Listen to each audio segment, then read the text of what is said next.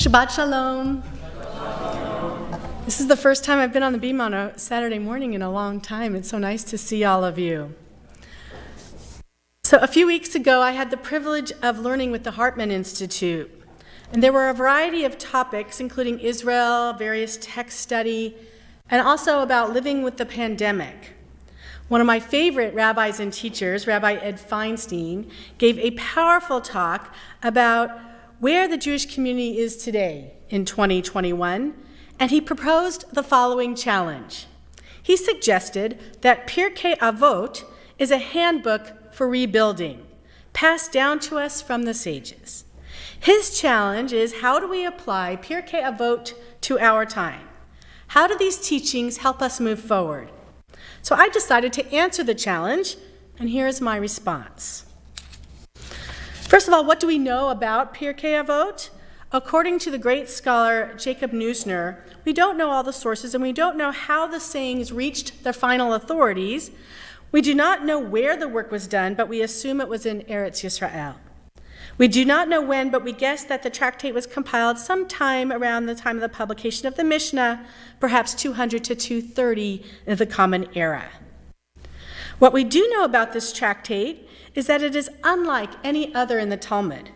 There is no Gemara. There is no ongoing commentary for Pirkei Avot.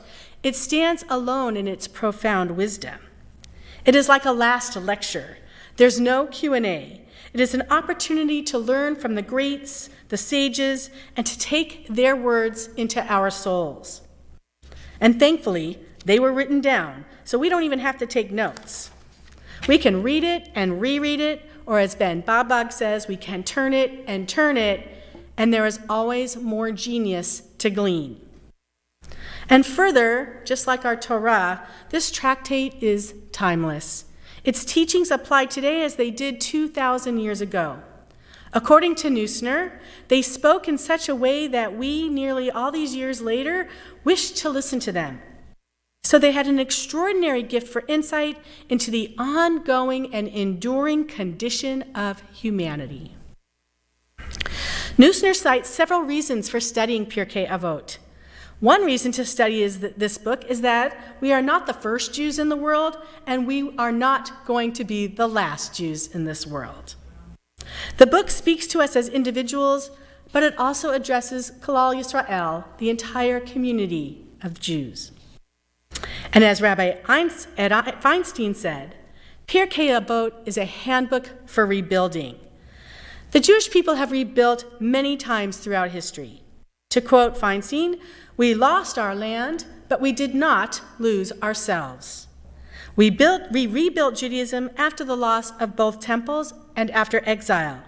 We rebuilt after our identity was threatened in Persia. We rebuilt after the exile from Spain. We rebuilt after the pogroms in Russia. We rebuilt after the Holocaust.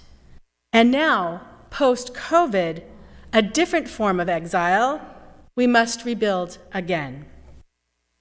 So if Pirkei Avot is a handbook for rebuilding, what are some of the specific teachings we can take away and learn and lean on in the coming years? Well, here are a few of my suggestions. Avot chapter 1, verse 2. According to Simeon the righteous, as we sang before, al shlosha devarim ha'olam omed, al haTorah, ve'al ha'avodah, ve'al gemilut chasadim. The world stands on three things: Torah, tefillah, or worship, and acts of loving kindness. When catastrophe strikes, these three things sustain the Jewish people. We continue to read and study Torah, even if we have to do it online.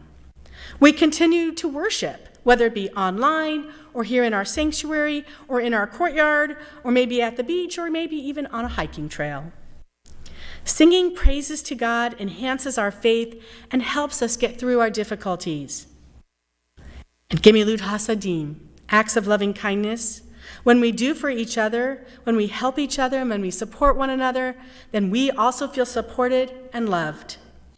Torah, tefillah, v'gemilut chasadim hold us individually and as a community. They are the reason the Jewish people have survived catastrophe after catastrophe.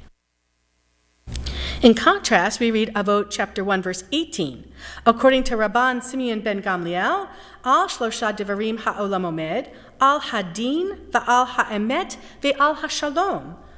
On three things does the world stand: on justice, on truth, and on peace. Here we have a more global understanding of how to survive a catastrophe. Both chapter 1, verse 2 and chapter 1, verse 18 are true. We live our uniquely Jewish values and our uniquely Jewish lives with Torah and Tefillah, but we look to and depend on all of humanity to recognize that justice and truth are necessary to obtain peace for all.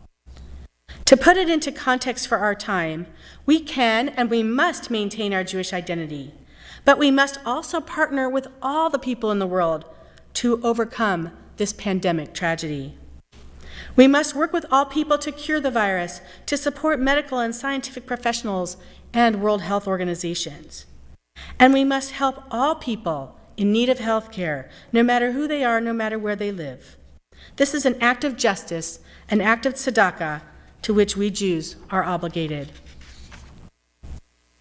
Avot 2:5, Hillel taught, do not withdraw from the community. In the context of Pirkei Avot, this teaching relates to the idea that one can delve deep into spirituality and study, but we must still remain part of our community and part of our world. Perhaps that is why Pirkei Avot also directs us how to deal with governments. We must deal with them. It is how we deal with them that will determine our survival. Also inherent in this statement are the questions. How do we not withdraw from our community when we are forced to quarantine? How do we remain connected with our synagogue when our doors are locked and everyone is working at home? How do we stay connected in a technological world? Does Zoom keep us connected or create distance? We have all experienced positive and negatives with technology this past year. But the imperative remains. We must do what we can to be a part of our community and to keep our community with us. And we must do what we can after the catastrophe to stay involved and support our community. Avot 2:16. It is not your job to finish the work, but you are not free to walk away from it. During times of difficulty, our responsibility to the greater good is our job. Be it the Jewish community or the larger community, we must be part of the solution. Donate money or time. Do what you can to make a difference, even if you know the problem won't necessarily go away. Do what you can in your corner of the world, and I'll do what I can in my corner, and together perhaps we will finish the work. We cannot act alone. We need our community. Avot 3:1. Akavia ben Mahalalel says, reflect upon three things, and you will not fall into the clutches of transgression. Know from whence you came, whither you are going, and whom you are going to have to give a full account of yourself. For the Jewish people right now, understanding how we have survived for thousands of years is important. It will help guide us towards our future. We must learn from past generations. They will teach us what we value and how to move forward in a different world. We must support our religious schools and provide that education for our young people. To whom will we give a full accounting? Well, to God, for sure. But I suggest that we are accountable to our children, our children's children, and their children, and so on.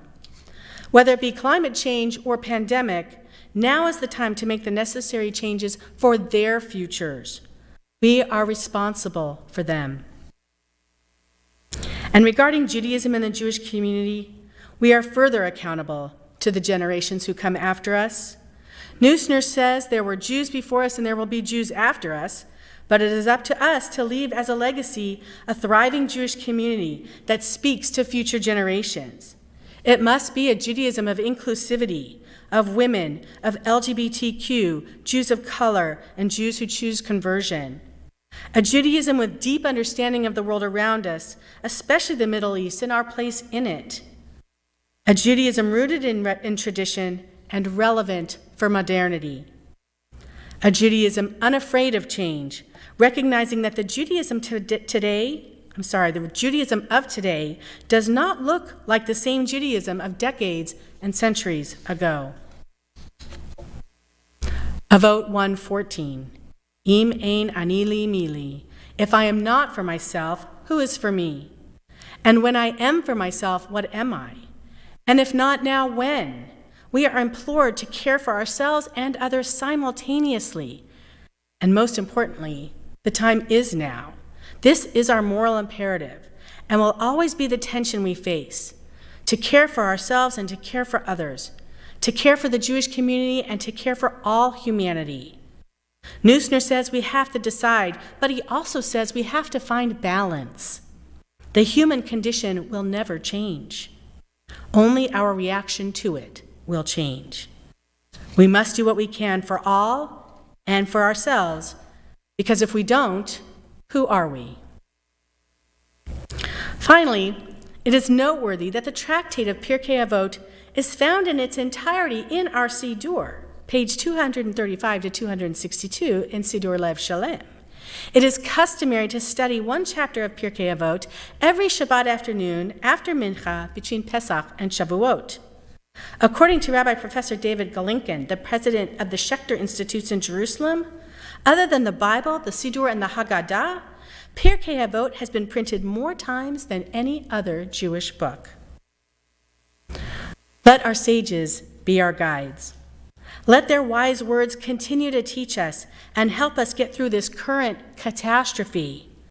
When Rabbi Feinstein first used that term, catastrophe, regarding the pandemic, it shocked me and it struck a nerve. But it's true. So many have died. So many are alone. So many continue to deal with the aftermath of COVID in terms of having long-term effects. But aren't we all actually still dealing with COVID? It is not over. So many are still getting sick, and so many are afraid of vaccines. This is a catastrophe. But Jews were there before, and Jews will be here after. Our institutions, our synagogues, our schools, and our camps will still be here after. They are here now, creatively finding ways to bring everyone together despite the challenges of COVID. We must stand with our community, with our people, and be open to all possibilities. We have an opportunity now to rebuild again.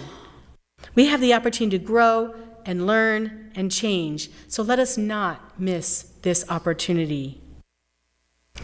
Above all, we must remain faithful to each other, to our community, and to our values. We must do the work together. We need each other more than ever. Pirkei Avot is our guide. Let's read it and reread it. Let's turn it and turn it, especially during this upcoming month of Elul. Let's study it and embrace its teachings, and let's rebuild.